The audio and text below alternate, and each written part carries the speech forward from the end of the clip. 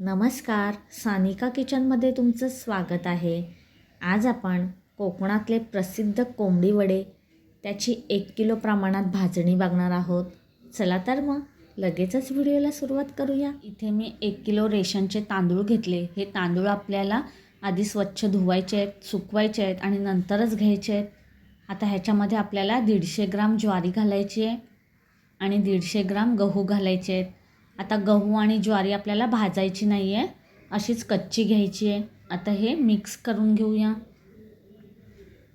आता इथे मी 60 ग्रॅम चणा डाळ घेतली आहे, 60 ग्रॅम उडीद डाळ, 10 ग्रॅम बडीशोप, 10 ग्रॅम धणे, 5 ग्रॅम मेथी घ्यायची आहे आणि 50 ग्रॅम आपल्याला पोहे घ्यायचे आहेत. गॅसवर मी तवा ठेवला. ह्याच्यामध्ये आपल्याला चणा डाळ घालायची आहे आधी. आता मंद आचेवरच ही डाळ आपल्याला चांगली तांबूस रंग येईपर्यंत भाजून घ्यायची आहे. इथे आपली चणा डाळ भाजून झाली, हिला काढून घेऊया. आता ह्याच्यामध्ये आपल्याला उडीद डाळ घालायची आहे.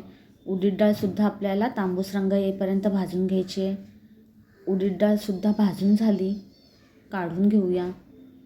आता आपल्याला ह्याच्यामध्ये धणे भाजायचे आहेत. धणे आपल्याला जास्त भाजायचे नाही आहेत, हलकेसे 1 मिनिटभर फक्त मंद आचेवर भाजून घ्यायचे आहेत. धणे आपले 1 मिनिटभर चांगले भाजून झाले, काढून घेऊया. आता ह्याच्यामध्ये आपल्याला बडीशोप घालायची आहे. आता बडीशोपसुद्धा आपल्याला 1 मिनिटभर हलकीशी भाजून घ्यायची आहे. बडीशोपसुद्धा भाजून झाली, काढून घ्यायची आहे. आता आपल्याला ह्याच्यामध्ये मेथी भाजून घ्यायची आहे. मेथीसुद्धा आपल्याला मंद आचेवर अर्धा ते 1 मिनिटच भाजून घ्यायची आहे. तिला जास्त भाजायची नाही आहे, नाहीतर ती जास्त कडू होईल. मेथी दाणेसुद्धा आपले इथे भाजून झाले, काढून घेऊया. आता ह्याच्यामध्ये आपल्याला पोहे भाजायचे आहेत. पोहे पण आपल्याला हलके भाजून घ्यायचे आहेत, फक्त त्याच्यामधला दमटपणा निघून गेला पाहिजे एवढेच भाजायचे आहेत. इथे आपले पोहेसुद्धा भाजून झाले, काढून घ्यायचे आहेत. इथे आपले सगळे जिन्नस भाजून झाले. आता ह्यांना संपूर्ण थंड करून घ्यायचे. थंड झाल्यानंतर मी हे सगळं मिक्स करून घेतलं. आता ह्यांना गिरणीमध्ये दळायला द्यायचं आहे. पण पीठ आपल्याला जास्त बारीक काढायला सांगायचं नाही आहे, तर वड्याचं पीठ आपल्याला थोडंसं भरडच काढायला सांगायचं आहे.